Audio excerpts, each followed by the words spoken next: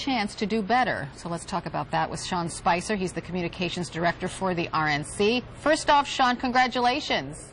Thanks, Carol. It was a great night. How are you feeling this morning? I'm a little tired, but the wins of last night and that it continued into this morning, it's just pure adrenaline right now. Oh, I bet. Let's go back to what Haley Barbour says, because the real work begins today. Haley Barbour said voters did not embrace Republicans, but voted against President Obama and his policies. How do you get voters to put their arms around Republicans?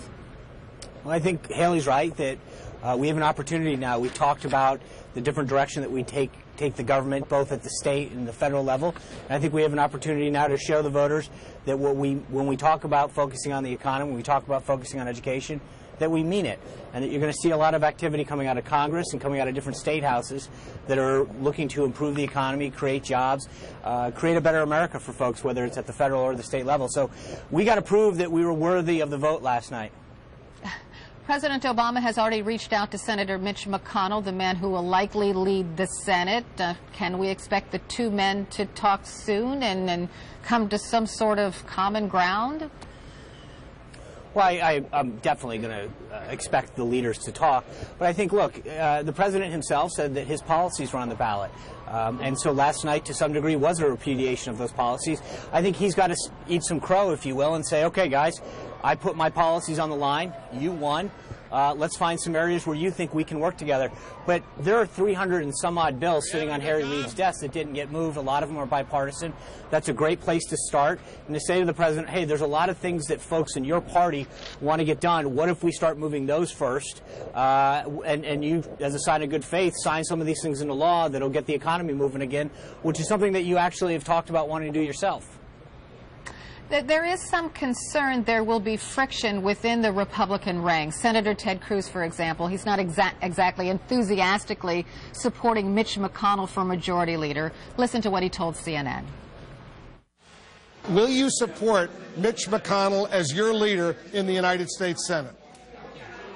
Well, that'll be a decision for the conference to make, and that'll be decided next week. But I'll tell you, tonight was a terrific night for Republicans. It was a powerful repudiation of the Obama agenda, the Obama economy, which isn't working. There are Republicans who worry about this. They say, hey, here's our chance to show we can govern, and here's a fellow Republican who's already threatening dissent within the ranks. What do you say to Senator Cruz?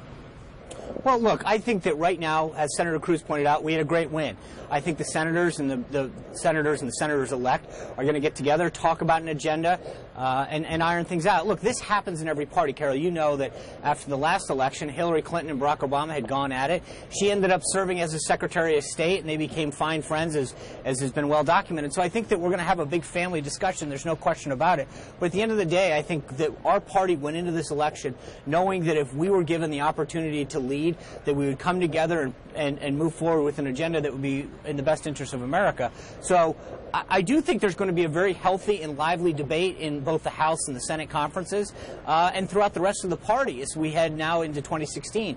That's a good thing. I think that we should be having those discussions.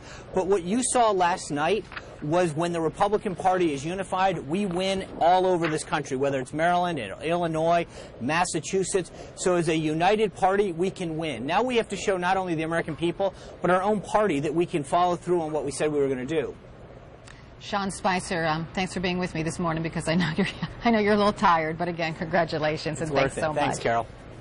Still to come in the news.